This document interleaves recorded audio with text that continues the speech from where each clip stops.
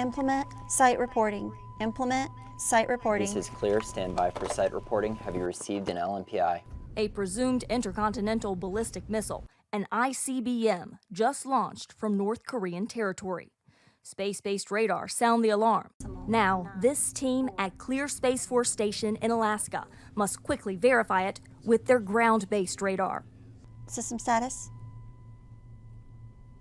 System stable. Copy and concur. This is clear. Site report is valid. Number of objects is 1.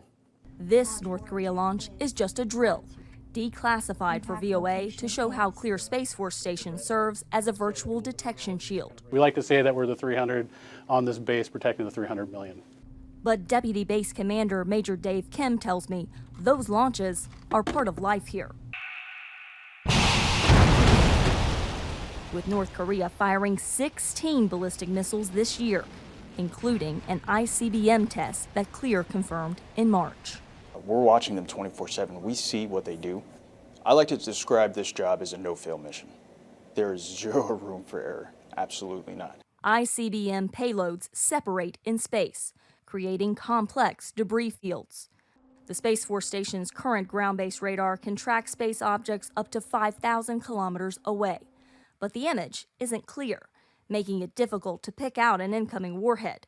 So the U.S. government built a $1.5 billion tool for its tracking arsenal, the new Long-Range Discrimination Radar, or LRDR. VOA got a rare look inside LRDR. The technology in these panels, officials say, make it the most sophisticated radar on the planet. LRDR is able to look into that adversarial threat cloud and differentiate which object is the warhead that we want to hit. If I could compare it to anything, it would be watching regular TV versus 4K or 8K. But tracking alone won't stop a missile.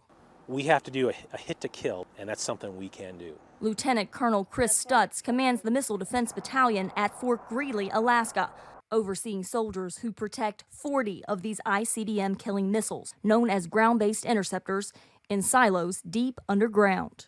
We'll see that incoming threat, and if we are authorized to engage it, our weapon system will send a task plan, if you will, to however many missiles that we need to service that incoming threat. These clamshells will explode open and that missile will launch. To date, interceptors have hit just 10 of 19 targets, a 53% success rate. But Ian Williams of the Center for Strategic and International Studies calls that misleading. If you actually drill down, right, a lot of the tests' failures were in very early prototype models that are not the models that are currently deployed today. In fact, if you look at the kill vehicle models that are on the interceptors today, there's only been one failure. The government just constructed 20 new silos here. VOA is the first news outlet to go inside one.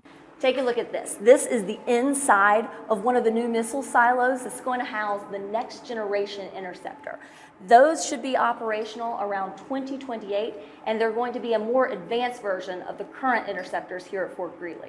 The biggest advancement, each new next generation interceptor, or NGI, housed here will have multiple kill vehicles, the part of the missile used to take out a warhead. And what that means is, by having multiple kill vehicles on one interceptor, you don't have to fire as many interceptors at a single object. A reassurance as threats from North Korea continue. And these bases, nestled in the Alaskan wilderness, remain America's last line of defense.